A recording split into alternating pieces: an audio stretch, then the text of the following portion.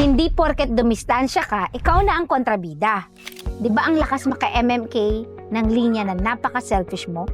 Pag ikaw nang lumayo, ang nakakatawa, yung mga nagsasabi nito kadalasan, sila rin yung pinaka-entitled sa time, energy, at emotions mo. Example, yung friend mo na laging may emergency, pero ikaw yung walang pahinga.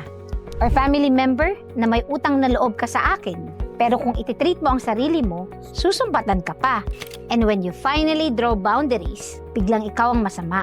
Distance makes the relationship breath. Dumistansya ka kasi ayaw mong maging toxic din. In fact, here's the truth. Hindi porket lumayo ka, raidor ka na.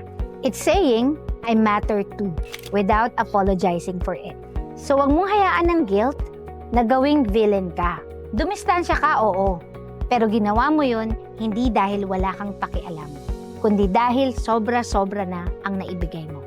At deserve mo din naman alagaan ang sarili mo.